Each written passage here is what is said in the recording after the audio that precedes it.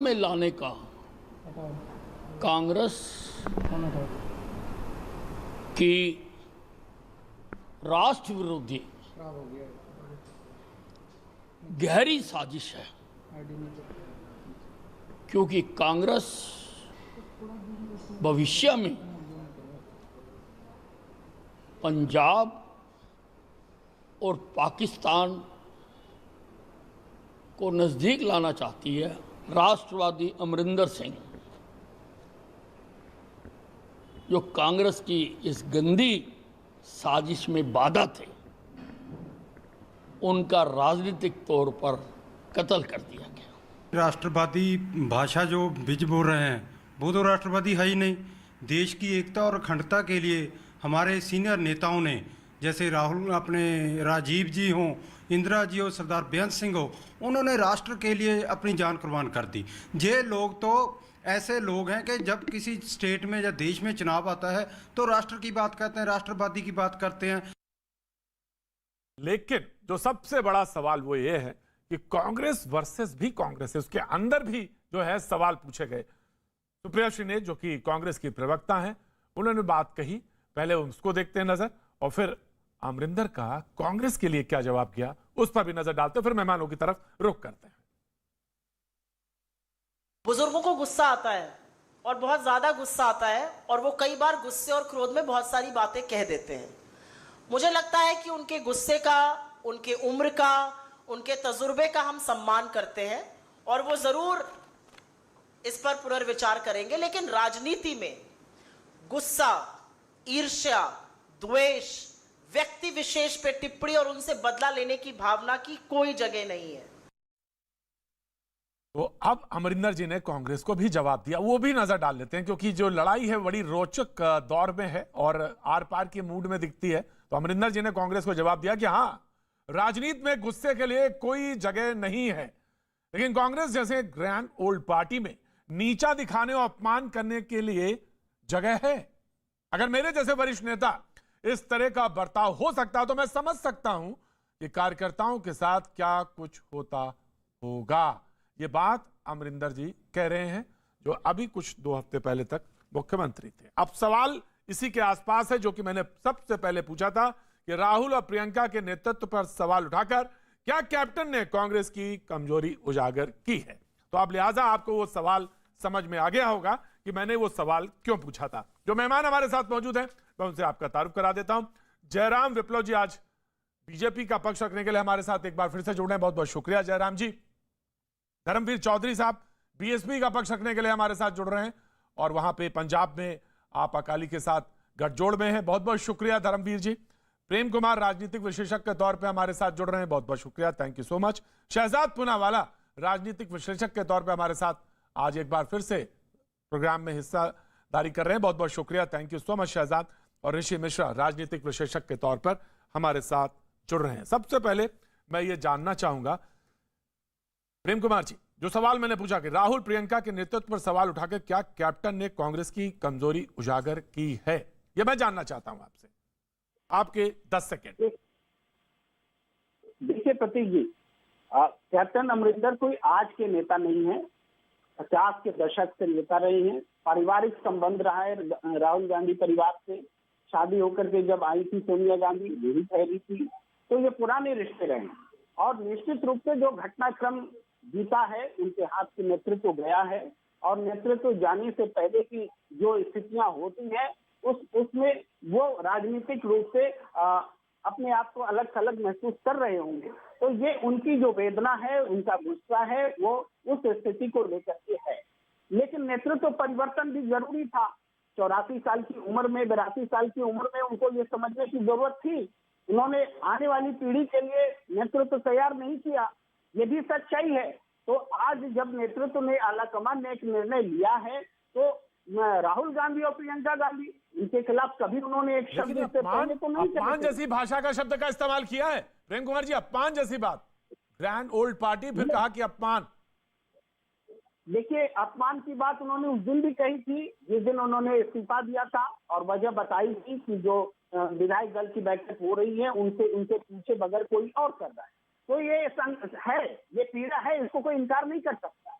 ये पीड़ा है। लेकिन आज जो जो बात वो कह रही है उसको लेकर के जो भारतीय जनता पार्टी आह्लादित हो रही है, तो ये बहुत आह्लादित होने की जरूरत नहीं। जयराम जी, क्योंकि हर संगठन जयराम जाती है। Viplav, Jairam Viplav, ji. Jairam Viplav, ji. Please respond very quick. देखिए प्रतीक जी, कांग्रेस किस प्रकार से अंतर्कलह में घिरी हुई है और कैप्टन साहब ने जो आज वार किया है उससे उनकी स्थिति बेहद नाजुक बनी हुई है और स्थिति इस कदर बिगड़ी हुई है कि कांग्रेस पार्टी अपना कोई अधिकृत प्रवक्ता तक नहीं भेज पा रही है बयान रखने के लिए। अब देखिए इनके भी अंतर्कलह जो कुछ चल रहे हैं उसमें स्थिति तो यह है कि कांग्रेस का आला कमान ही फुटबॉल बन गया। एक तरफ सिद्धू जी के दबाव में कैप्टन साहब को इस्तीफा करवाया गया और जब कैप्टन साहब ने कहा कि सिद्धू को नहीं बनने दूंगा, सिद्धू देश के खिलाफ है, देश के विरोधी उनके कारनामे हैं, तो फिर सिद्धू को हटा करके एक नए व्यक्ति को लेकर के आ गए। प्रेम जी सुनिए ना, बीच में मत बोलिए ना, प्रेम जी सुनिए। One by one. और हमारी जो चिंता है प्रतीक जी, हमारी जो चिंता है वो चिंता इनके अंतर्कलह की नहीं है। हमारी बिल्कुल चिंता नहीं है कि कांग्रेस के एक पूर्व मुख्यमंत्री और वरिष्ठ राजीव गांधी के वरिष्ठ सहयोगी रहे नेता ने यह कह दिया कि शीर्ष नेतृत्व सक्षम नहीं है। उन्होंने राहुल और प्रियंका गांधी की योग्यता पर सवाल उठा दिया। यह भी हमारी चिंता का विषय नहीं है। हम संवेदनशील राजनीति करने वाले लोग हैं। हमारी चिंता का विषय है प्रतीक जी भारत की राष्ट्रीय सुरक्षा। पंजाब सीमावर्ती इलाका है, वहां किस प्रकार के ये सवाल जी, में मैं भी विप्लव जी रहे। आपके पास लौटता हूं। विप्लव जी आपके पास लौटता हूं। ये सवाल मैंने भी कहा और इसको मैंने एक लाइन खींची इस पर कि आखिर अभी 2 हफ्ते पहले जाने वाला मुख्यमंत्री ये बात क्यों कहता है कि पंजाब और देश के लिए खतरनाक है। यह सवाल बड़ा सवाल है और इसी को लेकर मैंने आज बहस के आसपास जो पूरी रूपरेखा खींची है। ऋषि मिश्रा 10 सेकंड। देखिए प्रतीक जी, ये मैं मानता हूं पत्रकार होने के नाते, पॉलिटिकल एनालिस्ट होने के नाते कि कैप्टन जैसे वरिष्ठ नेता का इस प्रकार का विदाई नहीं होना चाहिए। इसे एक सुखद मोड़ दिया जा सकता था और कहीं न कहीं लीडरशिप से इसकी चूक हुई है। लेकिन सवाल उठता है कि लोकतंत्र में जब जिन विधायकों ने 2017 में आपको चुना था, जिन विधायकों ने आपको अपना नेता माना था, उन 70-78 विधायकों में से 50 से अधिक विधायक जब आपको अपना नेता नहीं मानते हैं, तो कोई भी पार्टी का जो लीडरशिप होगा, चाहे प्रतीक जी आप ही कांग्रेस के अध्यक्ष होते तो क्या करते। जब 78 में से 60 विधायक कैप्टन के विरोध में चले गए, तभी सोनिया गांधी ने जाके ये डिसीजन लिया कि कैप्टन अमरिंदर सिंह पंजाब के मुख्यमंत्री नहीं होंगे। भाजपा प्रवक्ता को सुन रहा था, भाजपा प्रवक्ता नितिन पटेल के आंख के आंसू नहीं पोंछ पा रहे हैं। येदियुरप्पा वहां विद्रोह करके रोड शो कर रहे हैं, उनकी चिंता नहीं है। अनिल विज साहब हरियाणा में जो है रोज खट्टर साहब, बीच में मत बोलिए, बीच में मत बोलिए, बीच में नहीं बोलेंगे आप, बीच में मत बोलिए, बकवास मत कीजिए, बीच में मत बोलिए। प्रेम जी को गाइड कर रहे थे, अब अभी बीच में मत बोलिए, बीच में मत नहीं बोलेंगे आप, मैं आपके बीच में नहीं बोल रहा हूँ। अनिल विज का खट्टर साहब से पटता नहीं है, ये हमारे जयराम भाई को दिखता नहीं है, तो बीजेपी में मिश्रा साहब का शिवराज सिंह चौहान से पटता नहीं है, ये बोलेंगे नहीं। तो मैं ये मानता हूं एक पत्रकार की हैसियत से कि कैप्टन जैसे वरिष्ठ नेताओं को इस प्रकार का विदाई पत्रकार हो गए नहीं देना चाहिए। अरे बकवास मत कीजिए, आप बकवास करते हैं बीच में। प्रतीक जी को आराम से बीच में बोल रहे हैं, आराम से इनके बीच में थोड़ा सभ्यता सिखाइए भाई। अरे मैं इनके बीच में बोलने गया हूँ प्रतीक जी, ये इनका आदत है, पढ़ लिख के आते नहीं है, बीच में डिस्टर्ब करते हैं। मैं कह रहा हूं कि सबके बीच में बोलते हैं, चुपचाप अपनी बात रखिए। अरे भैया मैं आपके बीच में बोला हूं, जयराम भाई मुझे बोलने दीजिए। देखिए हर पॉलिटिकल पार्टी में बोलने दे रहा हूं, आप अपने मुद्दे से ज्यादा इसी विषय को रख रहे हैं कि बीच में बोल रहा है, बीच में बोल रहा है। आप बोलिए ना भाई, कौन रोक रहा है आपको? आप एंकर है क्या? प्रतीक त्रिवेदी है, यू आर प्रतीक त्रिवेदी, आप प्रतीक त्रिवेदी है। मैं बोल रहा हूं, बीच में क्यों बोल रहे हैं? मुद्दे पर बात करें, मैं थोड़ी बोल रहा हूं। आराम से ऋषि जी आराम से। प्रतीक त्रिवेदी कौन है? प्रतीक त्रिवेदी आप है क्या? नहीं, प्रतीक त्रिवेदी हम हैं। आराम से ऋषि, वन बाय वन। कुछ नहीं होता है तो यही स्थिति होती है। ऋषि देखिए प्रतीक जी, मैं पहले ही कहा कि एक सम्मान पूर्वक विदाई होनी चाहिए कैप्टन साहब का। जो पॉलिटिकल पार्टी इन मुद्दों पे सवाल उठा रही है, क्या नवजोत सिंह सिद्धू इस देश के लिए, इस देश के क्रिकेट में, देश के खेल में उनका योगदान नहीं है? जब नवजोत सिंह सिद्धू भाजपा में होते हैं तो सबसे बड़ा देशभक्त होते हैं। आज एक हिंदुस्तानी पे उसके देश प्रेम पे सवाल उठाया जा रहा है क्योंकि आपका उनसे वैचारिक मतभेद है। राइट विप्लव, क्या नवजोत सिंह सिद्धू को जयराम नहीं मानते हैं क्या? 5 सेकंड जयराम 5 सेकंड आपको 5 सेकंड जयराम जी। प्रतीक जी, ये कैप्टन अमरिंदर साहब के शब्द हैं, मैं नहीं कह रहा हूं। कैप्टन अमरिंदर कह रहे हैं कि सिद्धू देश के लिए खतरा है, राष्ट्रीय सुरक्षा के लिए खतरा है, और एक सीमावर्ती इलाका जो इतना संवेदनशील हो, जहां पर इंसर्जेंसी रही हो, आतंकवाद की घटनाएं होती रही हो, खालिस्तान का मूवमेंट चला हो, ड्रग्स की खेप आती हो, हथियार भेजे जाते हो, वहां पर अगर भाजपा के दोस्त को आप प्रमोट करेंगे तो आपके ऊपर सवाल उठेंगे। अब बीच में कौन बोल रहा है?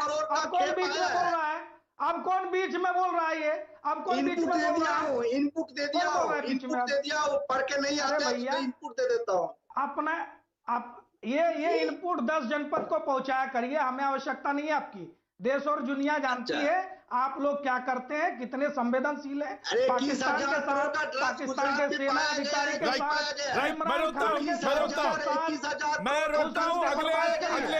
मैं रोकता हूं, मुझे मालूम है डिबेट में एवरीबॉडी विल गेट चांस। जो सवाल उठाया उसको आप जवाब दीजिए। ठीक है जयराम जी ने सवाल उठाया है, जयराम जी ने सवाल उठाया है कि ये मैं नहीं कह रहा हूं, ये आपके ही नेता और जो कि सीनियर मोस्ट लीडर हैं, उन्होंने ये बात कही है कि सिद्धू जो है देश के लिए खतरा, देश की सुरक्षा के लिए खतरा। पूछ लेते, यशवंत सिन्हा से ही पूछ लेते, थोड़ा जयराम भाई आडवाणी जी से ही पूछ लेते, संजय जोशी वही सीपी में बैठते हैं। Right Rishi you will get chance, Rishi of course you will get chance, of course you will get chance, मैं बिल्कुल मिलेगा। शहजाद पूनावाला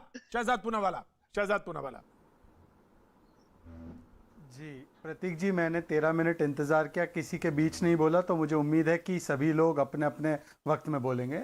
देखिए प्रतीक जी, मूलतः प्रॉब्लम क्या है? प्रॉब्लम यह है कि एक समय पर महात्मा गांधी की पार्टी परिवार हुआ करती थी, पर राहुल गांधी का परिवार आज मात्र पार्टी बनकर सिकुड़ चुका है, और इसीलिए उनको चाटुकारिता वाली कमेटी अर्थात CWC के अलावा कोई पसंद नहीं है, खासकर जो पेट्रियट और परफॉर्मर है। पेट्रियट और परफॉर्मर की हमेशा बलि परिवार के चौखट पर चढ़ती है। प्रतीक जी, मैं नहीं बोलूंगा अगर ये बीच में टपकेंगे यहाँ पर। प्रेम कुमार जी, ये मैंने किसी के बीच में बोला। प्रतीक जी, मैं बीच में नहीं बोला हूँ, अगर ये टपकेंगे बीच में तो मैं नहीं बोलूंगा। ये बार बार मेरे मैं जब भी बोलता हूँ मेरे फ्लो को ब्रेक करने का ये तरीका सही नहीं है। आपत्ति दर्ज प्रेम कुमार जी, मैंने 15 मिनट की बात सुनी, किसी के बीच में नहीं बोला। लेकिन शहजाद व्यक्तिगत टिप्पणी नहीं करेंगे।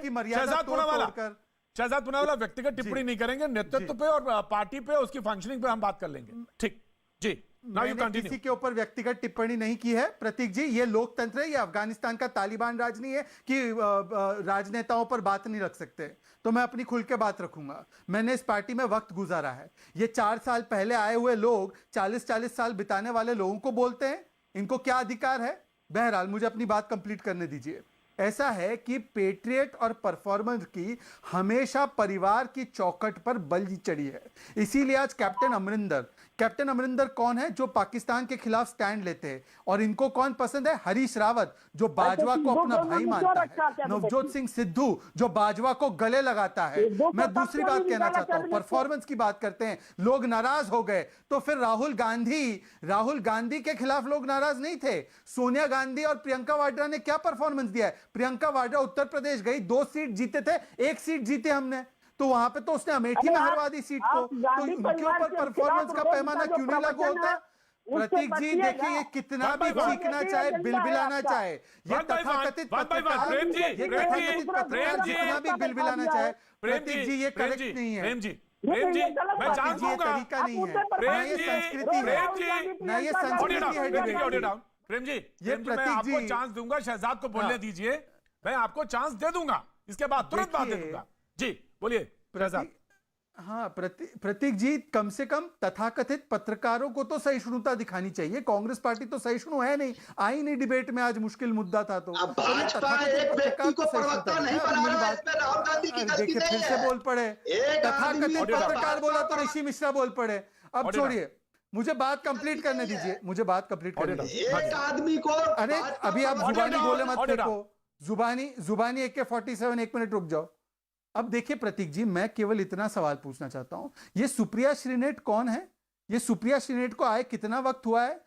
आई, चुनाव लड़ी, बुरी तरीके से हारी, और वो कैप्टन अमरिंदर सिंह से कह रही है कि तुम बुजुर्ग हो, बुजुर्ग को गुस्सा आता है। यह वही मानसिकता है जिसने नरसिम्हा राव, सीताराम केसरी, हिमंता बिस्वा शर्मा, ज्योतिरादित्य सिंधिया, जितिन प्रसाद और तमाम नेताओं को बेइज्जत करने का काम किया, और उसके बाद किस तरीके से कांग्रेस का हाल हुआ है वो हमारे सामने है। इन लोगों को परिवार के सामने परफॉर्मर की बलि देने में मजा आता है। राइट नाउ प्रेम कुमार जी अब आप बोलिए। प्रेम कुमार जी अब आप बोलिए। ऋषि जी ऐसे नहीं, ऋषि जी ना आऊंगा मैं तब बोलिएगा जी, बोलिए प्रेम जी। मैं बोल रहा हूँ, मैं कह रहा हूँ थोड़ी देर पहले विप्लव जी कह रहे थे कि कांग्रेस प्रवक्ता नहीं भेजती है, और मैं कह रहा हूँ कि कांग्रेस तो दो प्रवक्ता भेजती है, घोषित रूप से, एक अघोषित रूप से, और खुलेआम जिसका काम सुबह से शाम केवल गांधी परिवार के खिलाफ में प्रवचन करना होता है, रोज टीवी पर बैठ करके प्रवचन करना होता है। ये कौन सी डिबेट है? सब्जेक्ट पर बात होनी चाहिए, सब्जेक्ट पर बात होनी, यही सवाल मैं बीच में बोलना चाह रहा था जो मुझे रोका गया। बस राइट नहीं राइट। है। अब Rishi audio down. Rishi you please listen me one by one. मैं आपको चांस दूंगा, और बसपा पिछले 20 मिनट से चुपचाप बैठी है, तो बैठी है ना, मैं आपको दूंगा, मैं देख रहा हूं डिबेट पे। आप बोलिए, 5 सेकंड आपको दिया, फिर उसके बाद धर्मवीर जी आपके पास आता हूं जी। देखिए प्रतीक जी मुझे एक व्यक्ति से बहुत सहानुभूति है, मैं नाम नहीं लेना चाहता हूं। भाजपा उनको प्रवक्ता नहीं बना पा रही है, उसका वो खुन्नस गांधी परिवार और राहुल गांधी से निकाल रहे हैं। उनसे हमदर्दी है मुझे, और मैं जेपी नड्डा जी से रिक्वेस्ट करूंगा उनको उनके मेहनत को देखते हुए उनको प्रवक्ता, और प्रवक्ता ही नहीं राष्ट्रीय प्रवक्ता बनाया जाए, ताकि राहुल गांधी पे जो खुन्नस हर डिबेट में निकालते हैं उससे राहुल गांधी और गांधी परिवार बच सके और देश बच सके। ऋषि जी आप अपने लिए कामना करो कि नेशनल हेराल्ड में नौकरी लग जाए। मैंने आपको नहीं कहा, बाकियों की कामना छोड़ो, अपनी कामना करने लगो। आप अपने पे क्यों लेते हैं? मैं आपको नहीं कहा, आप तो मेरे बड़े भाई हैं, आपको तो बड़ा सम्मान करता हूं। हेराल्ड में नौकरी मिले प्रधान संपादक के रूप में। बहरहाल ऋषि मिश्रा जी, आप देखिए, आपने प्रेम कुमार जी ने एक दिन कांग्रेस में नहीं बिताया, पर आज आकर कैप्टन अमरिंदर सिंह पर बोल रहे हैं आप लोग। ये वही लोग हैं, ये वही लोग हैं। राइट मेरा मूल सवाल धर्मवीर चौधरी मैं आ रहा हूं। जयराम मैं आ रहा हूं, मैंने आपका हाथ उठा हुआ देख लिया। ऑफ कोर्स जयराम मैं आ रहा हूं। Dharmveer Chaudhary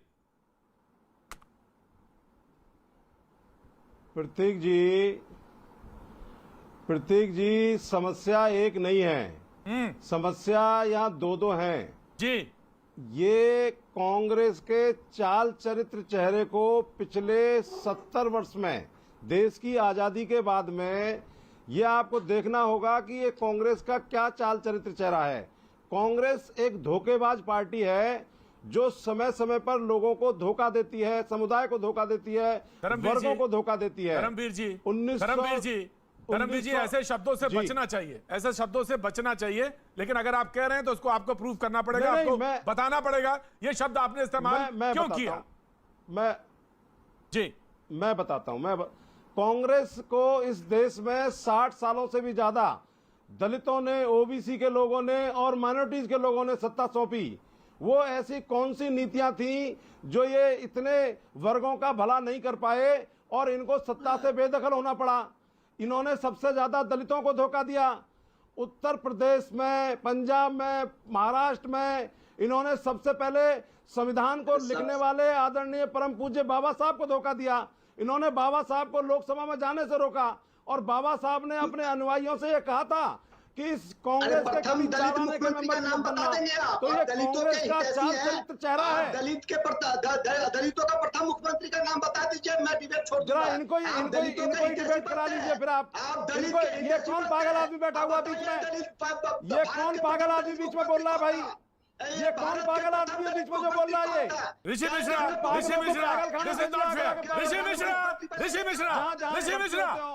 Mishra this is not fair. आप उनको बोलने दीजिए, ऋषि मिश्रा धर्मवीर एक बार भी नहीं बोले।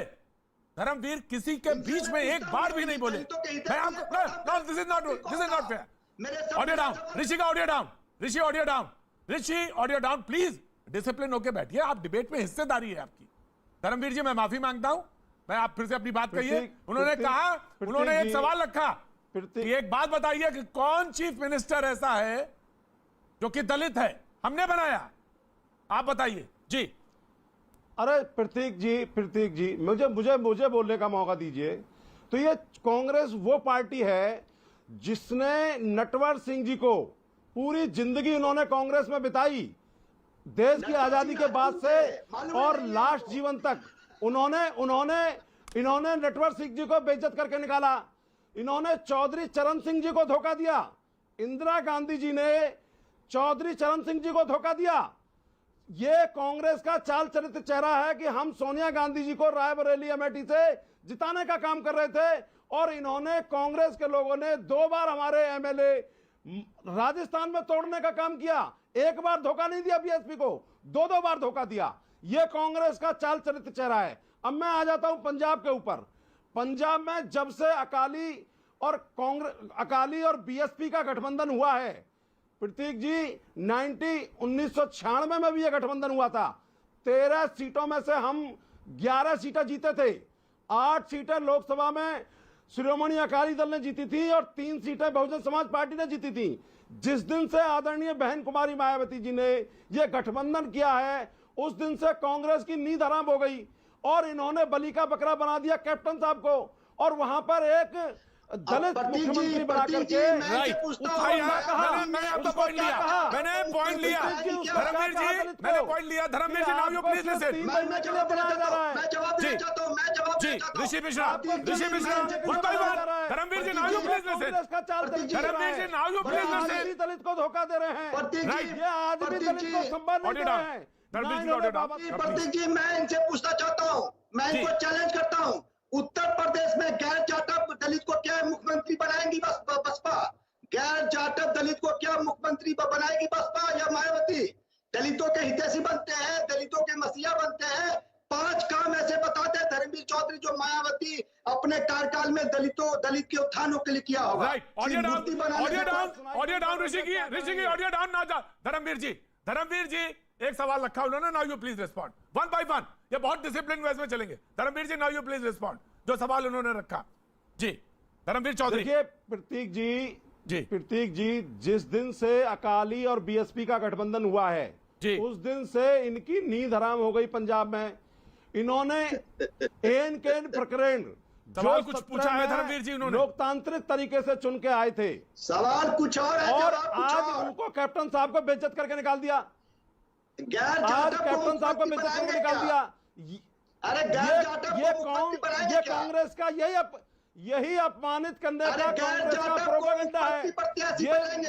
ये जो है, अरे भैया, ये नहीं चाहते हैं कि कोई सम्मानित व्यक्ति कांग्रेस में रहे या किसी का शहजाद पूनावाला, ना ये बाबा साहब का सम्मान करते। मैंने आपके व्यू लिए मैंने Shehzad Poonawalla, then Jairam Shehzad Poonawalla. Very quick Dharmveer ji सुनिए। ये कांग्रेस खत्म हो गई देश में जी और आज ये कांग्रेस की देन है जो ये मनुवादी। ऑडियो डाउन शहजाद पूनावाला जी। प्रतीक जी, मेरे समझ में नहीं आ रहा कि आज फिल्म के हीरो हीरोइन नहीं आए हैं तो ये एक्स्ट्रा जोर जोर से क्यों नाच रहे इतना। बहरहाल उनका अधिकार है, पर मेरा सवाल सिर्फ इतना है कि देखिए आज सवाल क्या पैदा होता है कि बार बार कांग्रेस पार्टी अपने शीर्ष नेतृत्व में जो गांधी परिवार से नहीं है उनको क्यों इस तरीके से अपमानित करती है। और ये खुद कैप्टन अमरिंदर सिंह कह रहे हैं। उनके अलावा सुनील जाखड़ की भी बात सुन लीजिए, उन्होंने भी ट्वीट करके अपना दर्द एक तरीके से बताया कि आप तो दलित के साथ भी छलावा कर रहे हैं। चन्नी साहब को कोई पहला चॉइस नहीं बनाया था इन्होंने, पहले अंबिका सोनी, फिर रंधावा साहब, फिर सिद्धू जी को पूछा कि सिद्धू जी किसे बनाया, तो सिद्धू जी ने कहा कि 4 महीने के लिए इसको बना दो, उसके बाद मैं हूं आऊंगा। तो ये इस तरीके से दलितों के साथ सम्मान करते हैं, दलितों का सम्मान करते हैं। यहाँ पर बैठे मिश्रा जी बसपा के प्रवक्ता को बोलने नहीं दे रहे, ये इनका दलित प्रेम है। ये मिश्रा जी को पूछिए कि योगेश जाटव को पीट कर राजस्थान में मुसलमान भीड़ ने मारा। ये ऋषि मिश्रा जी ने एक बात कही, कांग्रेस पार्टी ने एक बात कही, देखिए फिर से एक्स्ट्रा कूदने लगे। ये एक्स्ट्रास को ज्यादा 50 रुपए नहीं, 50 रुपए कटेंगे ओवर एक्टिंग के लिए, 50 रुपए कटेंगे ओवर एक्टिंग के लिए, याद रखना ऋषि मिश्रा। रुक जाओ, एक्स्ट्रा के लिए 50 रुपए कट जाएंगे आपके, ध्यान दीजिए। ठीक है, thank you Rishi Mishra, now you please respond. Rishi Mishra please respond. Prateek ji, जो आज एक्स्ट्रा प्लेयर आए हैं, जो मेन प्लेयर बनना चाहते हैं, वो दूसरे पार्टी के नेताओं के दर्द को भी तो समझते। तो नितिन पटेल से पूछते, भैया रो क्यों रहे थे? येदियुरप्पा जी पदयात्रा निकाल रहे हैं, राष्ट्रीय अध्यक्ष मना करने के बावजूद उनके बीजेपी से शहजाद पूनावाला,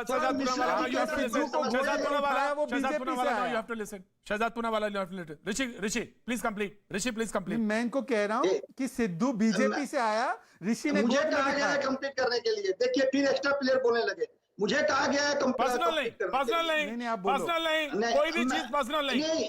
ऋषि नहीं, इन्होंने कहा है कुछ आज एक्स्ट्रा प्लेयर आए हैं, मैं तो अपना मेन प्लेयर मानता हूँ, एक्स्ट्रा प्लेयर मानता नहीं। मैंने आपका नाम नहीं लिया, मैंने आपका नाम थोड़ी लिया था, मैंने आपका नाम नहीं लिया था। राइट, जयराम विप्लव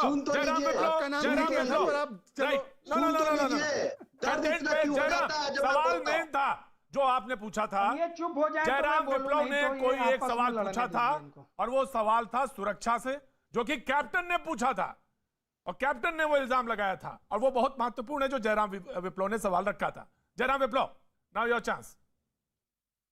जयराम विप्लव। प्रतीक जी देखिए, जो कुछ आज जो सवाल उठ रहे हैं कांग्रेस के नेतृत्व पर, उनकी अक्षमता पर, उनकी अपरिपक्वता पर, वो उनकी पार्टी के भीतर से उठ रहे हैं। G23 के नेता अलग कुछ कहते हैं, बाकी लोग कुछ और कह रहे हैं। कैप्टन साहब ने तो आज पूरी बखिया उधेड़ कर रख दी है, तो अब जवाब इनको देते नहीं बन रहा है, तो ये आपस की तू में शुरू कर दे रहे हैं, व्यक्तिगत आक्षेप कर रहे हैं। आप बताइए ना कि राहुल गांधी जी परफॉर्मेंस के आधार पर कहां खड़े हैं? आखिर एक पार्टी के राष्ट्रीय अध्यक्ष से उनको हटना पड़ा, आखिर क्यों हटे हुए हैं? राष्ट्रीय अध्यक्ष कब तक कांग्रेस को मिल जाएगा? एक फुल टाइम अध्यक्ष कांग्रेस को सवाल है। इस सवाल को मैं लेके प्रेम कुमार जी ऑफ कोर्स मैंने आपका देख लिया, आप बोलना चाहते हैं। प्रेम कुमार जी, आपको वेट करना पड़ेगा, एक छोटे से ब्रेक के बाद मैं हाजिर होता हूं। मैं आप ही से शुरू करूंगा, वक्त एक छोटे से ब्रेक का।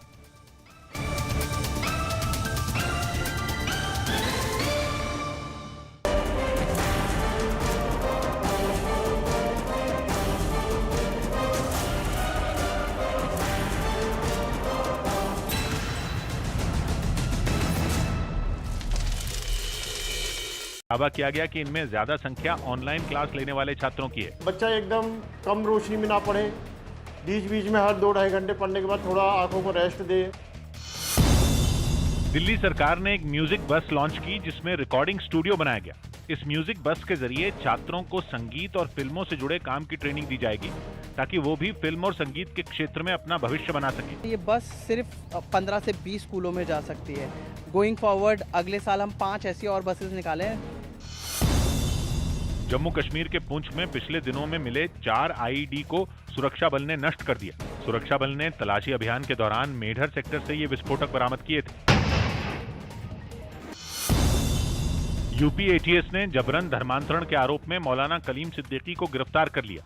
आरोप लगा कि मौलाना कई संस्थाओं की आड़ में अवैध धर्मांतरण का काम कर रहे थे, जिसके लिए उन्हें विदेशों से फंड मिलते थे। शैक्षणिक, सामाजिक व धार्मिक संस्थाओं की आड़ में अवैध धर्मांतरण का कार्य देशव्यापी स्तर पर किया जा रहा है। मौलाना कलीम सिद्दीकी मेरठ में एक दावत में शामिल होने गए थे। कहा जा रहा है कि वो जब वहां से लौट रहे थे तभी रास्ते में उन्हें गिरफ्तार कर लिया गया।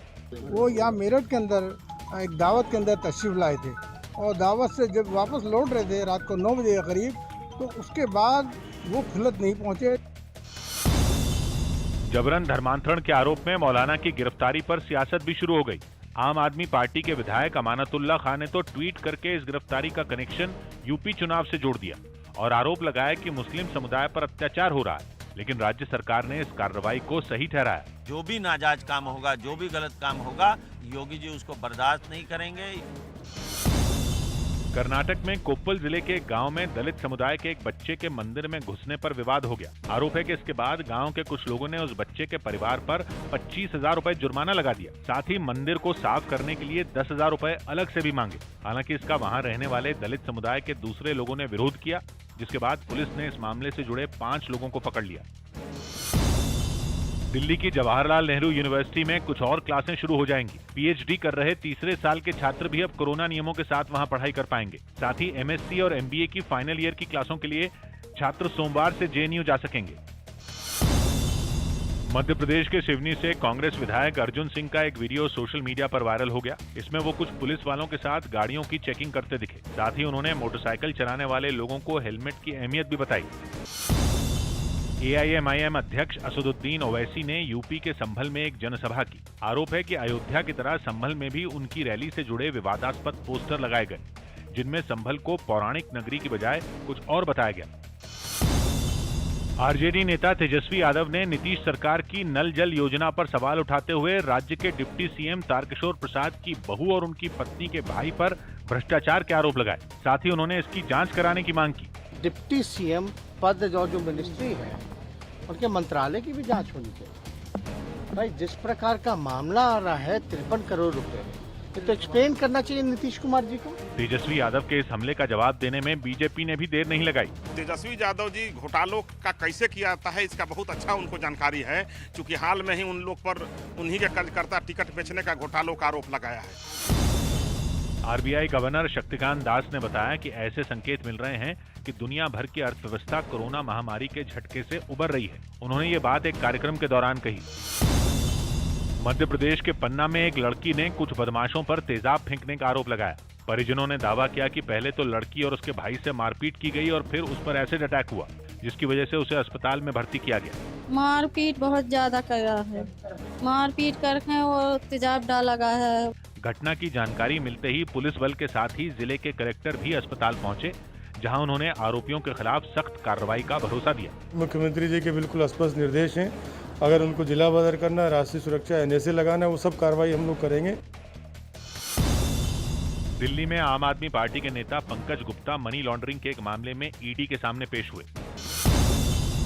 मुंबई के नगर निगम बीएमसी ने सभी नई इमारतों में रेन वाटर हार्वेस्टिंग प्लांट लगाना जरूरी कर दिया। रेन वाटर हार्वेस्टिंग प्लांट में बारिश के पानी को इकट्ठा किया जाता है, फिर वो पानी जमीन के अंदर भूजल स्तर को बढ़ाने का काम करता है। मुंबई के कुछ पार्कों में बीएमसी इस तरह के प्लांट पहले ही लगा चुका है। आप देख सकते हैं किस तरीके से बीएमसी के साथ साथ कई सारे एनजीओज ने मिलकर यहाँ पर जो रेन वाटर हार्वेस्ट का जो सिस्टम है वो यहाँ पर जारी किया। बताया गया कि अगर किसी नई इमारत में इस तरह का प्लांट नहीं लगाया गया तो बीएमसी की तरफ से उस इमारत की पानी की सप्लाई रोक दी जाएगी। बहुत ही अच्छा कैंपेन है बीएमसी का कि जितने भी प्रेमाइसेस है वहाँ रेन वाटर हार्वेस्टिंग लगाना और पानी को रीयूज करना कंपलसरी किया गया है।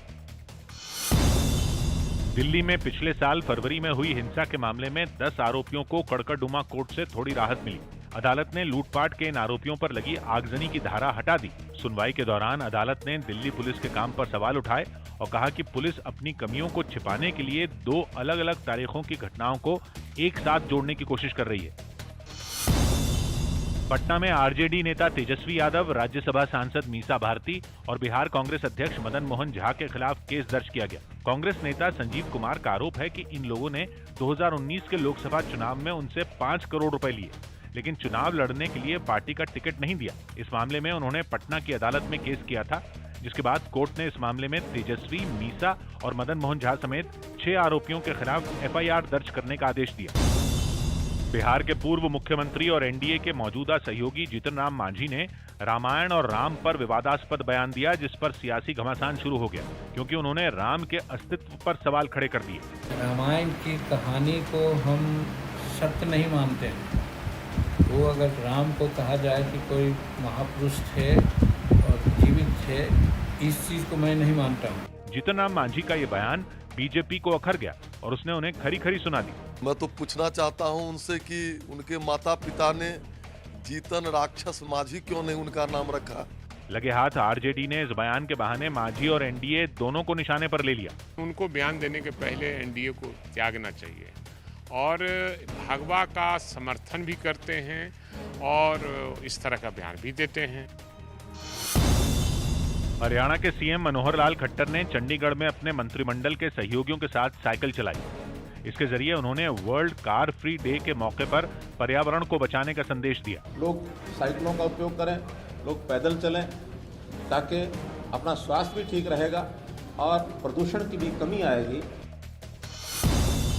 हिमाचल प्रदेश के सीएम जयराम ठाकुर ने कुछ पुलिस जवानों के गाने का एक वीडियो सोशल मीडिया पर लॉन्च किया, जिसमें युवाओं को नशे से बचने का संदेश दिया गया। नशा मुक्त कराना है, नशा मुक्त बनाना है। ईडी ने यूपी की सीतापुर जेल में बंद समाजवादी पार्टी के सांसद आजम खान से लगातार तीसरे दिन मनी लॉन्ड्रिंग केस में पूछताछ की। उत्तराखंड के रुड़की में सरकारी अस्पताल में रोजाना 30 से 40 मरीज आंखों की बीमारी से जुड़े पहुंच रहे हैं। दावा किया गया कि इनमें ज्यादा संख्या ऑनलाइन क्लास लेने वाले छात्रों की है। बच्चा एकदम कम रोशनी में ना पढ़े, बीच बीच में हर 2-2.5 घंटे पढ़ने के बाद थोड़ा आंखों को रेस्ट दे।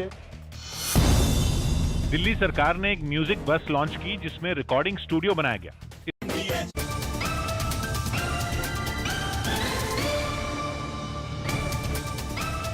भैया जी कहीं में आपका एक बार फिर स्वागत है। ये एक प्रश्न है जो बहुत महत्वपूर्ण प्रश्न है, वो ये कि कोई किसी भी पार्टी में हो, विचारधारा और संगठन किसी को परिपक्व और मैच्योर करते हैं। जहां तक एक पार्टी में नेतृत्व का सवाल है या नेतृत्व खड़ा करने का सवाल है या नेता या लीडरशिप लाने का सवाल है, और ये बड़ा महत्वपूर्ण सवाल है। मौजूदा समय में जो देश के सामने जो नैरेटिव्स हैं, जो प्रश्न हैं, जो राजनीति है, उसकी जो दिशा और दशा है, उसमें क्या सक्षम है नेतृत्व, ये सवाल वहां तक जाता है जो अमरिंदर ने पूछा है। अगर मेरे जैसे वरिष्ठ नेता से, अमरिंदर कह रहे हैं, वो कांग्रेस से पूछते हैं, अगर मेरे जैसे वरिष्ठ नेता से इस तरह का बर्ताव हो सकता है तो फिर मैं समझ सकता हूं कि कार्यकर्ताओं के साथ क्या होता होगा। ये एक पहला सवाल जो उन्होंने कहा, जो बहुत महत्वपूर्ण है। और उन्होंने कहा कि राहुल और प्रियंका अनुभवहीन है, राहुल प्रियंका के सलाहकार उन्हें बरगला रहे हैं। ये दो सवाल है जो बेहद महत्वपूर्ण है और इनको एड्रेस किया जाना बेहद जरूरी है। जी, जब मैं ब्रेक पे गया तो मैंने कहा था ब्रेक के बाद जब मैं लौटूंगा तो जयराम आप अपना बात कंप्लीट करेंगे। जयराम, और ये जो सवाल है मेरा, इसके साथ मैं ब्रेक के बाद वापस आता हूं। जयराम, विप्लव। प्रतीक जी, नेतृत्व परिवर्तन या दायित्व में बदलाव कोई बड़ी बात नहीं है, एक सामान्य सी प्रक्रिया है। लेकिन जब बार बार मीडिया के सामने आकर के इसके लिए धमकियां दी जाए, शीर्ष नेतृत्व को चुनौती दी जाए, धमकाया जाए और सारी बातें लोग पार्टी फोरम के बजाय कई महीनों से मीडिया के माध्यम से रख रहे हो, तो इसको कलह बोलते हैं, इसको अंतर कलह कहते हैं। और सारी दिक्कतें वहां पर है। देखिए, कांग्रेस पार्टी को स्वीकार करना चाहिए, क्योंकि ये जो आवाज है ये पहली बार नहीं है। राहुल जी के ही रिजिम में देख लीजिए, उनके ही नेतृत्व में हेमंता विश्व शर्मा चले गए, उनके क्या आरोप थे, उनकी क्या बातें थी, वो भी इसी अपमान की बात कर रहे थे वो। और उसके बाद आप देख लीजिए, सिंधिया जी ने यही सारी बातें उनके साथ भी हुई। आज कैप्टन साहब हैं, आने वाले समय में इनकी लंबी फहरिस्त है, तो उनको अपने आत्मावलोकन के बजाय, दूसरों के घर में झांकने के बजाय अपने भीतर झांकना चाहिए। और दूसरी चीज, एक पैनलिस्ट बार बार कह रहे थे, भाजपा के कुछ नेताओं का जिक्र कर रहे थे, तो वो एक उनके बाइट को, उनके बयान को देख ले, जब उन्होंने अपने दायित्व में परिवर्तन किया, अपने पद को छोड़ा, उनके बयान और बाइट को घर में जाकर बार बार देखें, ज्ञान हो जाएगा कि भारतीय जनता पार्टी मैं आ रहा हूं, कितनी बिल्कुल आ रहा हूं। दोनों को मैंने देख लिया, प्रेम कुमार जी देख लिया, ऋषि जी आपको भी देख लिया, बहुत 1 by 1। लेकिन एक बात मैं जयराम जी कहना चाहूंगा, कांग्रेस ने एक मूव किया, एक चाल चली। एक चाल से मेरा मतलब, चाल चली से मतलब है एक मूव है उनका, और उन्होंने एक दलित चेहरे को मुख्यमंत्री बनाया। तमाम सारी है, और पूरे उत्तर भारत की राजनीति में वो असरदार है। जी, असरदार है, उसको देखना, और उसका असर हुआ। असर इन द सेंस कि अभी कोई चुनाव हो नहीं हुए, लेकिन मैं ऑफकोर्स शहजाद, मैं मालूम है आप बोलेंगे, लेकिन एक मूव है और उसको उसी तरह से देखना चाहिए, उसमें कोई गलत नहीं है। जी विप्लव। प्रतीक जी नहीं, बिल्कुल प्रतीक जी, ये जो जातिगत कार्ड खेलने की कोशिश हुई, अच्छी कोशिश होती है। अच्छा, ये बताइए जयराम, विप्लव, जयराम जी, नाउ यू प्लीज आंसर। जब आप अपना मंत्रिमंडल विस्तार करते हैं तो आप कहते हैं ना कि 6 मंत्री ओबीसी उत्तर प्रदेश से, कहते हैं कि ना कहते हैं? तब वो जातिवादी नहीं होता। प्रतीक जी, बस मैं उत्तर दे रहा हूं, यदि आपने मुख्यमंत्री बनाया, आपने मुख्यमंत्री बनाया तो साहब सम्मान भी तो देते। आपने कह दिया कि ये 3 महीने के ही मुख्यमंत्री है, बना के ही तो सम्मान होता जयराम, बना के ही तो सम्मान होता, तो सम्मान तो दिया ना, बना के ही तो होता है। हरीश रावत जी का, प्रतीक जी सुनिए ना, हरीश रावत जी का बयान आपने नहीं सुना क्या? वो कहते हैं कि सिद्धू जी के नेतृत्व में होगा, सुरजेवाला कह देते हैं दोनों के नेतृत्व में होगा। छोटी छोटी प्रतिक्रिया, प्रेम कुमार जी कुछ कहना चाहते हैं, फिर आता हूँ ऋषि जी। धोखा है सर जी, धोखा है, ठीक है, ठीक है, I have taken your view. Prem Kumar ji ji Prateek ji, ये जो पहल की गई है दलित को मुख्यमंत्री बनाने की, ये कितना शानदार पहल है। ये तो इस बात से साबित होता है इस पैनल में भी कि कांग्रेस और बीजेपी और बीएसपी दोनों एक हो गई दिखती है। ये पंजाब से लेकर उत्तर प्रदेश तक बीएसपी के हमारे साथी जो है बीजेपी के लिए एक शब्द नहीं बोलेंगे। क्यों? क्योंकि ये वो पहल है जिसने उत्तर भारत से लेकर दक्षिण भारत तक की राजनीति को बदलने का काम ये करने वाला है। ये वो पहल है और इसी वजह से ये खलबली है। कैप्टन अमरिंदर सिंह से इनको प्यार था क्या? नहीं, कभी कैप्टन अमरिंदर सिंह जी से प्यार नहीं रहा और कैप्टन अमरिंदर सिंह की नाराजगी है वो कांग्रेस। मैं आ रहा हूँ धर्मवीर जी, आ रहा हूँ पहले शहजाद। जताने की जरूरत नहीं है, लेकिन जो पहल जो बात जो एसपी के लिए की गई है, हरीश रावत के बयान पर तो कुछ बोल दीजिए। प्रतीक जी मुझे Rishi ji, no you have to wait. Rishi ji नाम बुलाऊंगा मैं, ऋषि जी नाम बुलाऊंगा। प्रदेश का नेतृत्व, सरकार का नेतृत्व, ये दोनों मिलकर लड़ता है। अरे इनका खत्म होगा क्या? Right sir, right sir, right sir, right sir, right sir, now you please listen. लेकिन प्रेम कुमार जी, उस प्रश्न को आपने जवाब नहीं दिया जो बहुत महत्वपूर्ण सवाल है कि कोई भी विचारधारा, कोई भी संगठन किसी व्यक्ति को और नेतृत्व को खड़ा करती है। आज के समय में, मौजूदा समय में देश के सामने जो सवाल है, राजनीति के सामने जो सवाल है, उसको एड्रेस करने की क्षमता है कांग्रेस में, नेतृत्व में या नहीं? इस सवाल का जवाब आपने अभी तक नहीं दिया और ये बहुत महत्वपूर्ण सवाल है। ये एड्रेस ही किया गया है। राइट सर, राइट सर, मैंने सुना, आपकी बात सुनी। शहजाद पूनावाला, शहजाद पूनावाला, शहजाद पूनावाला, शहजाद पूनावाला, इनको बोलिए। शहजाद पूनावाला, शहजाद पूनावाला। प्रतीक जी ये फिर से एक्स्ट्रास की भूमिका में आ गए। ठीक जी, शहजाद पूनावाला जी, देखिए ये जो चाल, ये जो देखिए प्रतीक जी, आपको ये देखिए, ये जिस सीन में नहीं है उस सीन में भी आ रहे हैं। इनको बोलिए जरा अपने सीन के लिए रुके, बस, बहुत अच्छी बात है।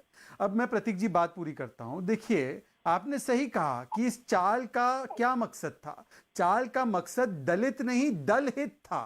दल हित का उद्धार करना है, इसीलिए चन्नी जी को बना दिया मुख्यमंत्री 3 महीने के लिए। मैं इनसे पूछना चाहता हूं, पिछले 40 साल में कांग्रेस पार्टी दलितों के प्रति इतनी कटिबद्ध है तो प्रदेश कौन से राष्ट्रीय अध्यक्ष को उन्होंने दलित बनाया? बीजेपी ने बनाया है राष्ट्रीय अध्यक्ष दलित को, बंगारू लक्ष्मण जी को बनाया।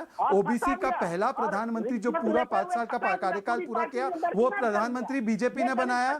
एक सेकेंड सर, ये देखिए, ये प्रतीक जी, अगर एक फ्लो होता है डिबेट में, यदि हर वाक्य में ये एक्स्ट्रास की भूमिका में बैठे हुए लोग हर वाक्य में ये बीच में टपक पड़ेंगे तो कैसे बंदा अपनी बात करेगा?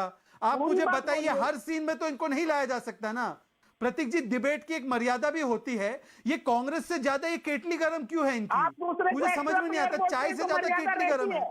अब सुनिए मेरी बात प्रतीक जी, मैं क्या बात करूं इनके बारे में। मैं आदरणीय सोनिया गांधी जी से कहूंगा प्रेम जी को कहीं सेटल कर दे नेशनल हेराल्ड में, ताकि ये चीखना बंद करे। चलिए अब मैं पूरी बात करता हूं। प्रतीक जी, मुझे एक बात बताइए, अगर दलितों का इतना ही उद्धार कर रही होती कांग्रेस पार्टी तो आदरणीय बंटी बबली, राहुल गांधी और प्रियंका वाड्रा, माफ कीजिएगा बंटी बबली, मैं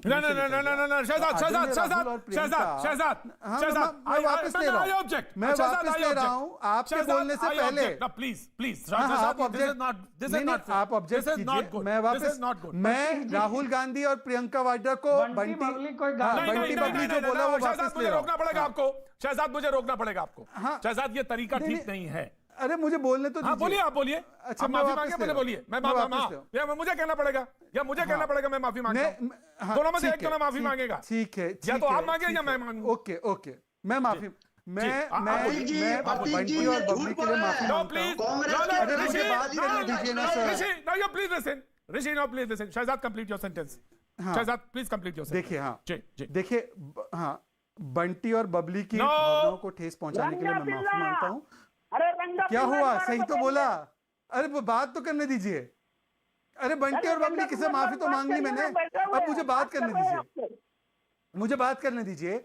आदरणीय राहुल और प्रियंका वाड्रा, अगर इनको दलितों की इतनी चिंता होती तो राजस्थान में योगेश जाटव को राशिद एवं और मुस्लिम भीड़ ने मार दिया, अभी तक अपराधी पकड़े नहीं गए हैं। ये राहुल गांधी प्रियंका वाड्रा अभी तक क्यों नहीं पहुंचे वहां पर? मेरा सवाल है इनसे, ये क्यों नहीं जाते? क्योंकि राजस्थान सरकार इनकी है या मुसलमान अपराधी है इसलिए? देखिए मेरा केवल इतना कहना है, अगर दलित करते हो तो बता दीजिए कि आपने कितने राष्ट्रीय अध्यक्ष दलित दिए, बता दीजिए कितने प्रधानमंत्री, आपको 70 साल का वक्त मिला, कितने प्रधानमंत्री दलित छोड़िए ओबीसी कितने बना दिए? राइट, मैं आता हूं। राइट, सवाल आपने पूछा ऋषि मिश्रा जी, बाकी सारी ऑडियो डाउन रहेंगी, सारी ऑडियो डाउन रहेंगी। ऋषि मिश्रा, अब शहजाद भाई पढ़ लिख के नहीं आते हैं तो इसमें कांग्रेस की गलती नहीं है। दामोदरम संजीव जो थे आंध्र प्रदेश से प्रथम दलित कांग्रेस अध्यक्ष थे, अब ये नहीं पढ़ के आते हैं तो इसमें कांग्रेस की गलती नहीं है। अरे भैया 40 साल में बोला, पिछले 40 साल जब आपका परिवार बैठा हुआ है कब्जा करके, तब की अवधि में पूछा है, जरा सुन लिया करो ना ऋषि मिश्रा। कान के पर्दे बंद करके केवल इनकमिंग बंद करके आउटगोइंग चालू रहता है आपका। तुम्हारा प्रॉब्लम ये है ऋषि कि तुम्हारा इनकमिंग बैंड है, आउटगोइंग फ्री है। तुम्हारा इनकमिंग बैंड है, इसलिए तुमको समझ में नहीं आता। मैंने पिछले 4 दशक की बात की।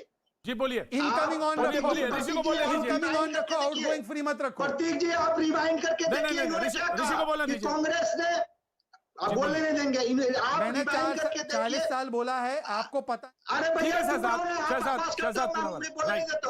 राइट, प्रतीक त्रिवेदी जी आप रिवाइंड करके देखिए, यदि मैं गलत हूंगा तो आप मुझे डांट लगाइए। इन्होंने कहा कि कांग्रेस ने आज तक कोई किसी दलित को अध्यक्ष नहीं बनाया, तो आंध्र प्रदेश से जो प्रथम हिंदुस्तान के प्रथम दलित मुख्यमंत्री थे दामोदरम संजीवियम, वो कांग्रेस के प्रथम दलित राष्ट्रीय अध्यक्ष रहे हैं। इनको करेक्ट कर दे, नंबर 1। नंबर 2, आप बीजेपी से सवाल कर रहे थे कि बीजेपी में लोकतंत्र या कांग्रेस में लोकतंत्र है कि नहीं।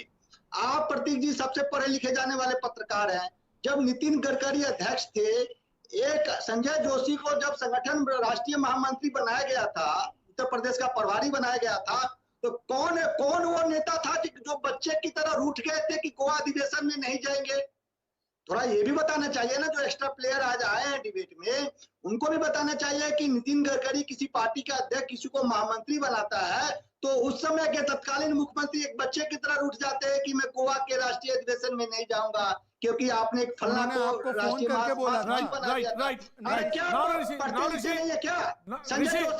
महासचिव उत्तर प्रदेश प्रभारी बनाया था, और किस प्रकार से नरेंद्र मोदी नाराज हो गए थे ये आपको जानकारी में नहीं है। सवाल पूछा है ऋषि, सवाल पूछा है। अब शहजाद को वक्त दीजिए, शहजाद को वक्त दीजिए। जयराम भी इस पे बोलना चाहेंगे। Audio down Rishi, audio down Rishi, audio down. Shahzad Poonawalla जी। देखिए मैं सिर्फ इनसे एक चीज पूछता हूं, जिस व्यक्ति का ये जिक्र कर रहे हैं, क्या उस व्यक्ति ने बाहर आकर ये कहा कि मुझे अपमानित किया है मेरी पार्टी में? किसी एक भाजपा के नेता ने किसी सार्वजनिक मंच पर यह कभी कहा है कि I am being humiliated by my party? जो कैप्टन अमरिंदर सिंह ने कहा है, अगर ये इनकमिंग बैंड और आउटगोइंग फ्री वाले बोल सके तो बता दीजिए। ये खबर चला था उस समय IBN 7 राइट। जयराम, अरे खबर तो ये भी है कि आप national very quick response. Jairam Viplav, very quick response. Then Dharmveer Chaudhary. Jairam Viplav, कोई नहीं बोलेगा। Jairam Viplav please answer. जयराम विप्लव जी।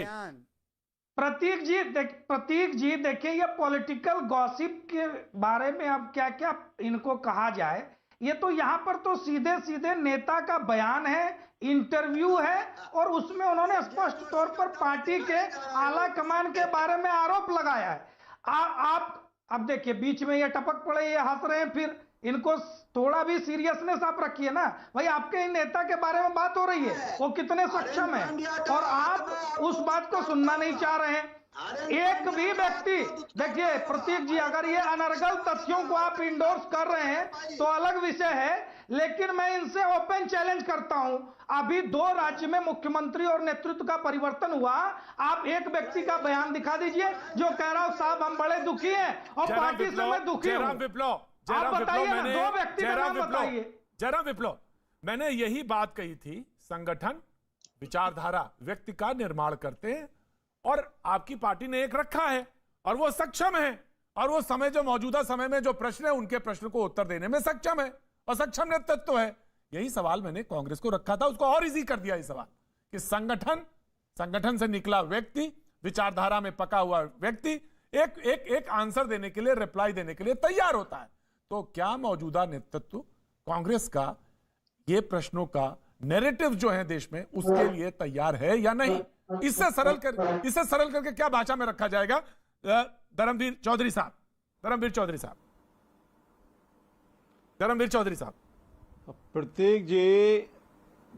प्रतीक जी, जब किसी पार्टी की नीति और रीति, चाल चरित्र, चेहरे में अंतर आ जाए तो फिर किसी भी संगठन या किसी भी विचारधारा की कोई वैल्यू नहीं होती। आज कांग्रेस कि वो कौन सी 60-70 साल की वो नीतियां थी, 60 साल की जो इन्होंने 60 वर्ष तक कांग्रेस ने राज किया देश में, वो कौन सी नीतियां थी जो इनको जनता ने नकार दिया? और जो गलतियां कांग्रेस ने की वही गलती आज बीजेपी कर रही है। आज प्रदेश बॉर्डर दिल्ली में पंजाब का, हरियाणा का, राजस्थान के, उत्तर प्रदेश के, पूरे देश के किसान पड़े हुए हैं और 700 के किसान करीब शहादत हो चुके हैं, मर चुके हैं बॉर्डर पे। लेकिन कोई भी सरकार, चाहे वो पंजाब की हो और चाहे वो उत्तर प्रदेश की हो, हरियाणा की हो, राजस्थान की हो, इन किसानों की, अन्नदाता की सुध लेने वाली नहीं है। उत्तर प्रदेश में आदरणीय बहन कुमारी मायावती जी ने गन्ने का मूल्य 125 रुपए से 250 रुपए किया था। किसी सरकार में ये हिम्मत है कि वो किसान की आमदनी को दुगनी करे? जयराम देंगे जवाब। धर्मवीर जी, प्रश्न पूछ लो इनको। जी जयराम जी आइए, आप जवाब दीजिएगा। लेकिन जैसे ही पंजाब के मुख्यमंत्री, छोटा प्रश्न प्रतीक जी, मैं एक प्रश्न पूछ लेता हूं। जी पूछ लीजिए। 2002 से ये 2007 से 12 में इनकी सरकार थी, इन्होंने कितना भुगतान किया था गन्ना किसानों का, जरा बताइए तो, बड़े हितैषी बन रहे हैं। 20,000 करोड़ का 24 घंटे के अंदर 20,000 करोड़ का गन्ना भुगतान किया था और वो कोई आसान नहीं किया, वो कोई किसानों को आसान नहीं किया। 1,46,000 करोड़ रुपए का भुगतान किया को यह आदेश था, कहां तुलना ये चीनी मिल मालिकों को यह आदेश था कि अगर ये भुगतान ना करें तो उनको जेल में डाल दिया जाए। किया है जो आदरणीय बहन कुमारी मायावती जी कहती है वही करती है। बहन जी की कथनी और करनी में कोई अंतर नहीं है। मुख्यमंत्री आदरणीय योगी आदित्यनाथ जी के कि आपने जो है कितना गन्ने का मूल्य बढ़ाया, 1,46,000 करोड़ रुपए का पेमेंट किया और क्या आप किसानों के साथ है या नहीं है? हम कहते हैं, सर्वाधिक है। कह रहा हूँ, मैं आज भी कह रहा हूँ, उत्तर प्रदेश में बहन जी कुछ भी शासन में 22 में सरकार बनेगी। हम ये बहन जी केवल मूर्तियां बनाने के लिए व्यस्त थी, पंजाब में होने देंगे। बहन जी केवल पत्थरों के पार्क बनाने में व्यस्त थी, इसलिए आप मत जनता को बताइए। इतना अच्छा शासन था तो जनता ने बाहर क्यों कर दिया? जनता ने क्यों आज राजस्व बुआ बबुआ के संयुक्त शासन में 10 साल के बुआ बबुआ के शासन में केवल 96,000 करोड़, महल से भी ज्यादा 96,000 करोड़ रुपए का भुगतान हुआ था। आज आदरणीय बहन कुमारी मायावती जी के दलितों के सम्मान, स्वाभिमान, राजस्व तो जन्मदिन पे अपना बढ़ाया करती थी। राजस्व तो सूटकेस में उनके जन्मदिन पर उनकी पार्टी का और उनका खुद का बढ़ता था। दुनिया देखती है, दुनिया जानती है, बरगलाइए नहीं। मैं फिर उसी सवाल पे, मैं अपने चरित्र पे देखिए, जो उंगली एक ऐसे उठती है वो 3 उंगलियां जनता उठ जाती है। मैं आ गया शहजाद पूनावाला, मैं पुराने प्रश्न में लौटता हूँ। मैं पुराने प्रश्न में, शहजाद पूनावाला या जी शहजाद पूनावाला जी, मैं लौटता हूँ सवाल पे। शहजाद पूनावाला, मैं बस 10 सेकंड लूंगा। प्रतीक जी, ये तस्वीर दैनिक भास्कर अखबार ने छापी है और इस तस्वीर में सिद्धू जिस तरीके से मुख्यमंत्री जी का हाथ पकड़कर उन्हें रिमोट कंट्रोल की तरह चला रहे हैं, उस पर दैनिक भास्कर ने लिखा है, गुरु हाथ संभालो, चन्नी मुख्यमंत्री भी है। ये दैनिक भास्कर का है। मैं आपको आप कोट कर रहे हैं, संवैधानिक पद की गरिमा, ठीक है शहजाद, आप अखबार को कोट कर रहे हैं। जी देखिए, ऋषि मिश्रा नो प्लीज, आप अपनी बात करिए, ऋषि को जवाब देने दीजिए। ऋषि को जवाब देने बोल पड़े दीजिए। ऋषि मिश्रा जी मैं जवाब देना चाहता हूं प्रतीक जी, जब मैं बोलता हूं सवाल ये तो बोलने पूछने लगते हैं। दीजिए, मैं सवाल तो पूछने दीजिए, सवाल के पहले ही बोल पड़े। जी बोलिए राहुल गांधी शहजाद। की तरह आंसर पहले ही पता है इनको। जी शहजाद बोलिए। मेरा सवाल ये है कि मेरा सवाल ये है कि संवैधानिक पद की और दलित समुदाय की थोड़ी तो इज्जत कर लीजिए कि आप रिमोट कंट्रोल आपके हाथ में, इसलिए आप गले पर हाथ रखेंगे चन्नी जी के, आप हाथों में हाथ रख के उसको खींचेंगे। इस तरीके का अपमान और जो दलितों का अपमान और अत्याचार ये जो है दिखाता है कि कांग्रेस को दलित प्रेम नहीं है। जी देखिए न्यूज 18 पे मैं आज बता रहा हूं, हमारे जो एक्स्ट्रा प्लेयर आए हैं उनको जानकारी नहीं थी, मैं करेक्ट कर दिया। दामोदरम संजीव्या कांग्रेस के पहले दलित राष्ट्रीय अध्यक्ष थे, आंध्र प्रदेश से आते थे और इस देश के प्रथम अरे 40 साल में बोला था। सुन लीजिए, थोड़ा पढ़ लीजिए। इंटर साइंस के क्लास में जाते हैं, आज तो 50 रुपए कटेंगे। साइंस के क्लास में ऋषि जी आज 50 रुपए नहीं 100 रुपए कटेंगे। इंटर पोलिटिकल 100 साइंस रुपए के क्लास में जाते हैं ना, इंटर 100 साइंस के क्लास में जाते हैं ना, इंटर पोलिटिकल साइंस के 100 रुपए कटेंगे। आप मुझे बोलने दीजिए, आप प्रतीक जी मुझे बोलने दीजिए। बहुत गलत है, आज 100 रुपए कट जाएंगे। चुप रखिए, चुप रहिए। पत्रकारों के इंटीग्रिटी पे सवाल मत उठाइए। देखिए पूरा केंद्र सरकार एक व्यक्ति चला रहा है, इस पे हमारे शाहजहां भाई को कोई परेशानी नहीं है। सिद्धू यदि बगल में खड़े हो गए तो इनको चिंता हो गया, लेकिन पूरा देश और पूरा वक्त एक छोटे से ब्रेक के बाद मैं फिर हाजिर होता हूं और आपके सामने इस बहस को आगे बढ़ाऊंगा। वक्त एक छोटे से ब्रेक का।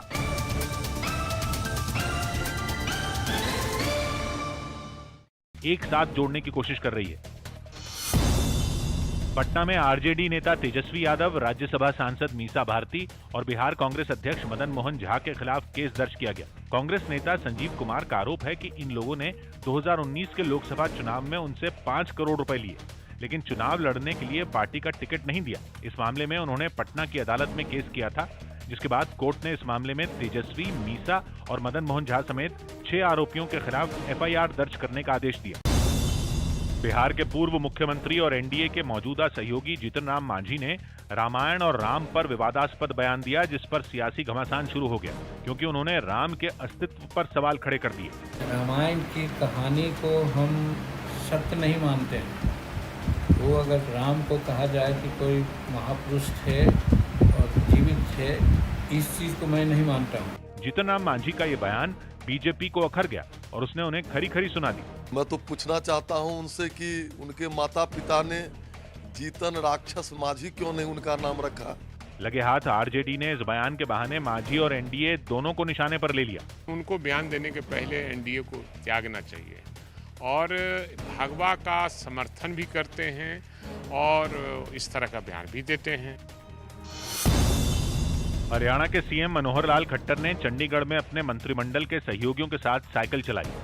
इसके जरिए उन्होंने वर्ल्ड कार फ्री डे के मौके पर पर्यावरण को बचाने का संदेश दिया। लोग साइकिलों का उपयोग करें, लोग पैदल चलें, ताकि अपना स्वास्थ्य भी ठीक रहेगा और प्रदूषण की भी कमी आएगी। हिमाचल प्रदेश के सीएम जयराम ठाकुर ने कुछ पुलिस जवानों के गाने का एक वीडियो सोशल मीडिया पर लॉन्च किया, जिसमें युवाओं को नशे से बचने का संदेश दिया गया। नशा मुक्त कराना है, नशा मुक्त बनाना है।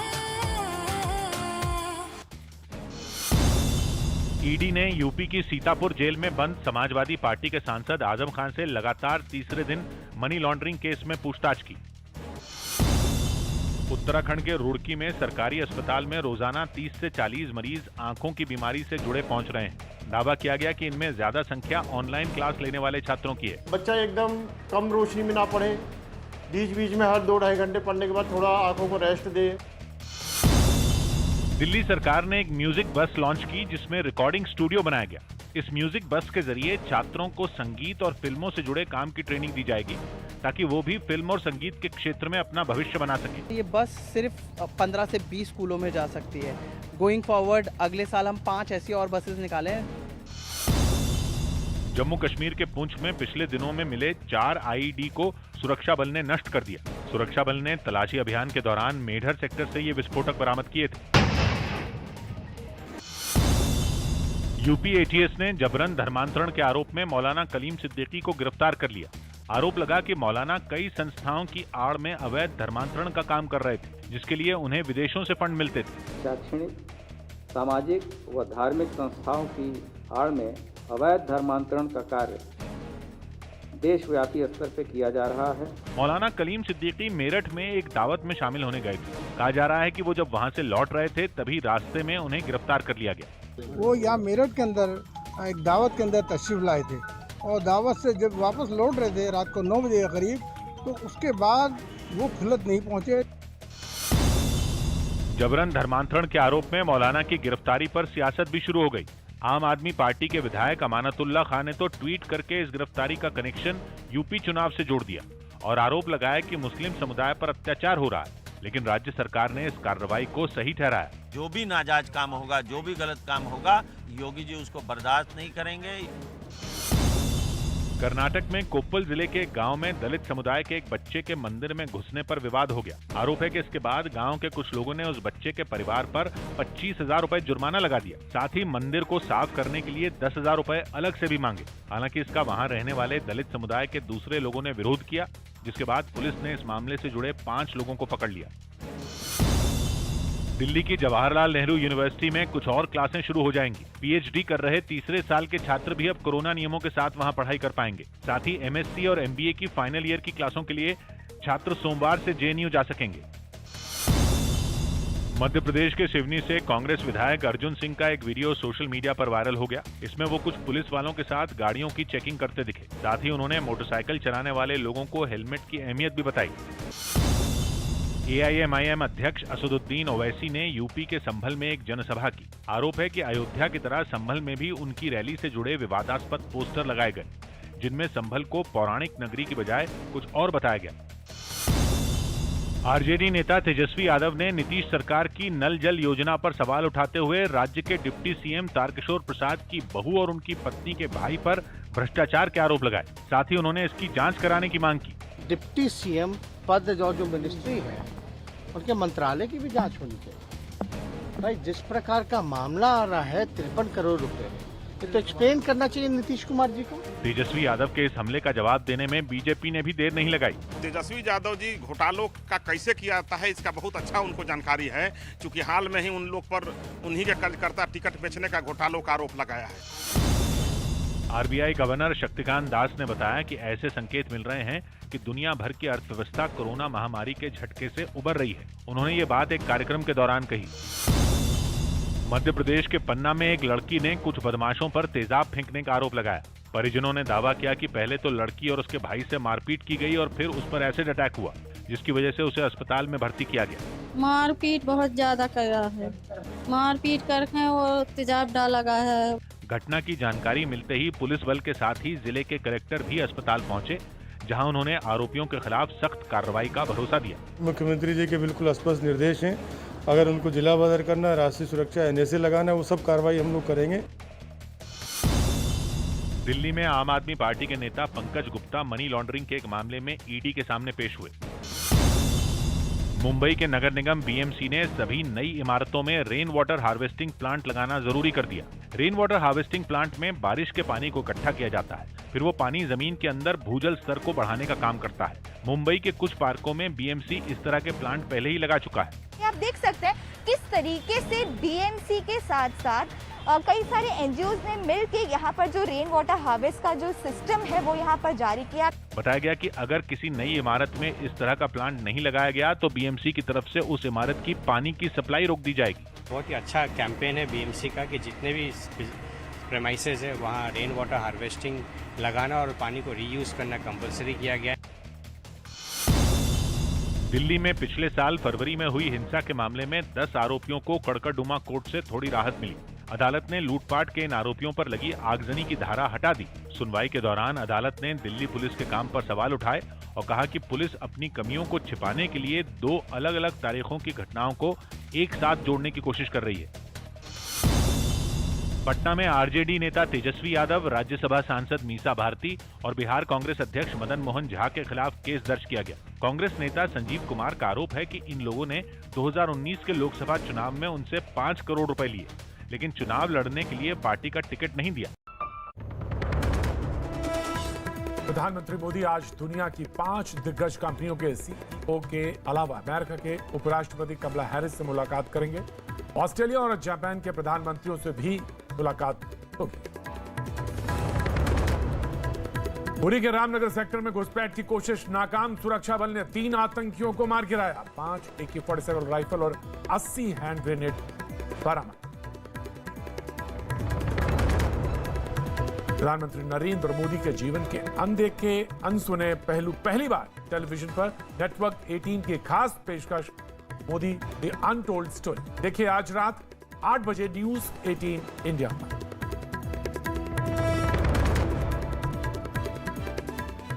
एनडीए दोनों को निशाने पर ले लिया। उनको बयान देने के पहले एनडीए को त्यागना चाहिए और भागवा का समर्थन भी करते हैं और इस तरह का बयान भी देते हैं। हरियाणा के सीएम मनोहर लाल खट्टर ने चंडीगढ़ में अपने मंत्रिमंडल के सहयोगियों के साथ साइकिल चलाई। इसके जरिए उन्होंने वर्ल्ड कार फ्री डे के मौके पर पर्यावरण को बचाने का संदेश दिया। लोग साइकिलों का उपयोग करें, लोग पैदल चलें, ताकि अपना स्वास्थ्य भी ठीक रहेगा और प्रदूषण की भी कमी आएगी। हिमाचल प्रदेश के सीएम जयराम ठाकुर ने कुछ पुलिस जवानों के गाने का एक वीडियो सोशल मीडिया पर लॉन्च किया, जिसमें युवाओं को नशे से बचने का संदेश दिया गया। नशा मुक्त कराना है, नशा मुक्त बनाना है। ईडी ने यूपी की सीतापुर जेल में बंद समाजवादी पार्टी के सांसद आजम खान से लगातार तीसरे दिन मनी लॉन्ड्रिंग केस में पूछताछ की। उत्तराखंड के रुड़की में सरकारी अस्पताल में रोजाना 30 से 40 मरीज आंखों की बीमारी से जुड़े पहुंच रहे हैं। दावा किया गया कि इनमें ज्यादा संख्या ऑनलाइन क्लास लेने वाले छात्रों की है। बच्चा एकदम कम रोशनी में ना पढ़े, बीच बीच में हर 2-2.5 घंटे पढ़ने के बाद थोड़ा आंखों को रेस्ट दे। दिल्ली सरकार ने एक म्यूजिक बस लॉन्च की, जिसमें रिकॉर्डिंग स्टूडियो बनाया गया। इस म्यूजिक बस के जरिए छात्रों को संगीत और फिल्मों से जुड़े काम की ट्रेनिंग दी जाएगी, ताकि वो भी फिल्म और संगीत के क्षेत्र में अपना भविष्य बना सके। ये बस सिर्फ 15 से 20 स्कूलों में जा सकती है। गोइंग फॉरवर्ड अगले साल हम 5 ऐसी और बसेस निकाले हैं। जम्मू कश्मीर के पुंछ में पिछले दिनों में मिले 4 आईईडी को सुरक्षा बल ने नष्ट कर दिया। सुरक्षा बल ने तलाशी अभियान के दौरान मेढर सेक्टर से ये विस्फोटक बरामद किए थे। यूपी एटीएस ने जबरन धर्मांतरण के आरोप में मौलाना कलीम सिद्दीकी को गिरफ्तार कर लिया। आरोप लगा कि मौलाना कई संस्थाओं की आड़ में अवैध धर्मांतरण का काम कर रहे थे, जिसके लिए उन्हें विदेशों से फंड मिलते थे। शैक्षणिक, सामाजिक व धार्मिक संस्थाओं की आड़ में अवैध धर्मांतरण का कार्य देशव्यापी स्तर पर किया जा रहा है। मौलाना कलीम सिद्दीकी मेरठ में एक दावत में शामिल होने गए थे। कहा जा रहा है कि वो जब वहां से लौट रहे थे, तभी रास्ते में उन्हें गिरफ्तार कर लिया गया। वो यहाँ मेरठ के अंदर एक दावत के अंदर तशरीफ लाए थे और दावत से जब वापस लौट रहे थे रात को 9 बजे के करीब, तो उसके बाद वो खुलत नहीं पहुंचे। जबरन धर्मांतरण के आरोप में मौलाना की गिरफ्तारी पर सियासत भी शुरू हो गई। आम आदमी पार्टी के विधायक अमानतुल्लाह खान ने तो ट्वीट करके इस गिरफ्तारी का कनेक्शन यूपी चुनाव से जोड़ दिया और आरोप लगाया कि मुस्लिम समुदाय पर अत्याचार हो रहा है, लेकिन राज्य सरकार ने इस कार्रवाई को सही ठहराया। जो भी नाजायज काम होगा, जो भी गलत काम होगा, योगी जी उसको बर्दाश्त नहीं करेंगे। कर्नाटक में कोप्पल जिले के एक गांव में दलित समुदाय के एक बच्चे के मंदिर में घुसने पर विवाद हो गया। आरोप है कि इसके बाद गांव के कुछ लोगों ने उस बच्चे के परिवार पर 25,000 रुपए जुर्माना लगा दिया। साथ ही मंदिर को साफ करने के लिए 10,000 रुपए अलग से भी मांगे। हालांकि इसका वहां रहने वाले दलित समुदाय के दूसरे लोगों ने विरोध किया, जिसके बाद पुलिस ने इस मामले से जुड़े 5 लोगों को पकड़ लिया। दिल्ली की जवाहरलाल नेहरू यूनिवर्सिटी में कुछ और क्लासें शुरू हो जाएंगी। पीएचडी कर रहे तीसरे साल के छात्र भी अब कोरोना नियमों के साथ वहां पढ़ाई कर पाएंगे। साथ ही एमएससी और एमबीए की फाइनल ईयर की क्लासों के लिए छात्र सोमवार से जेएनयू जा सकेंगे। मध्य प्रदेश के सिवनी से कांग्रेस विधायक अर्जुन सिंह का एक वीडियो सोशल मीडिया पर वायरल हो गया। इसमें वो कुछ पुलिस वालों के साथ गाड़ियों की चेकिंग करते दिखे। साथ ही उन्होंने मोटरसाइकिल चलाने वाले लोगों को हेलमेट की अहमियत भी बताई। एआईएमआईएम अध्यक्ष असदुद्दीन ओवैसी ने यूपी के संभल में एक जनसभा की। आरोप है कि अयोध्या की तरह संभल में भी उनकी रैली से जुड़े विवादास्पद पोस्टर लगाए गए, जिनमें संभल को पौराणिक नगरी की बजाय कुछ और बताया गया। आरजेडी नेता तेजस्वी यादव ने नीतीश सरकार की नल जल योजना पर सवाल उठाते हुए राज्य के डिप्टी सीएम तारकिशोर प्रसाद की बहू और उनकी पत्नी के भाई पर भ्रष्टाचार के आरोप लगाए। साथ ही उन्होंने इसकी जांच कराने की मांग की। डिप्टी सीएम पद जो मिनिस्ट्री है उनके मंत्रालय की भी जांच होनी चाहिए। भाई जिस प्रकार का मामला आ रहा है 53 करोड़ रुपए, ये तो एक्सप्लेन करना चाहिए नीतीश कुमार जी को। तेजस्वी यादव के इस हमले का जवाब देने में बीजेपी ने भी देर नहीं लगाई।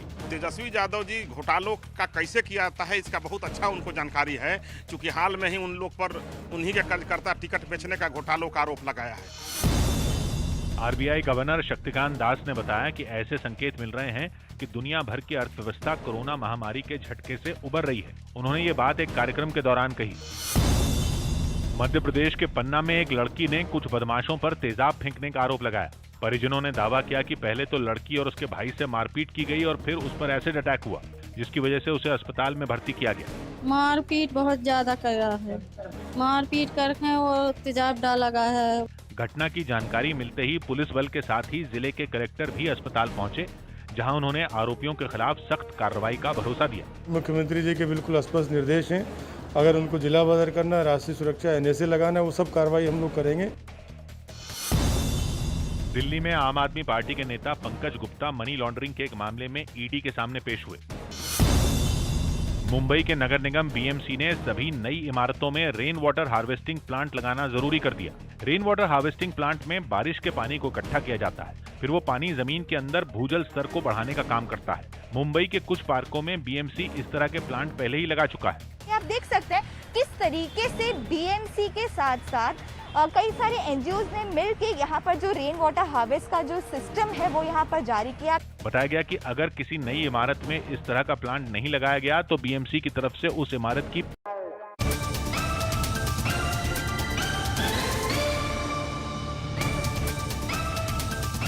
न्यूज़ 18 इंडिया के ट्रू हैंडल पे आज हमने सवाल एक पूछा था, और सवाल यह था कि राहुल प्रियंका के नेतृत्व पर सवाल उठाकर क्या कैप्टन ने कांग्रेस की कमजोरी उजागर की है।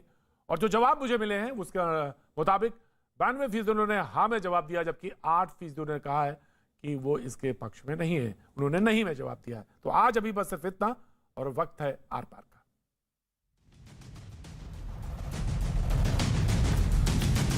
नमस्कार व्यूअर्स, मैं हूं अमीश देवगन और आप देख रहे हैं देश की सबसे लोकप्रिय डिबेट आर पार।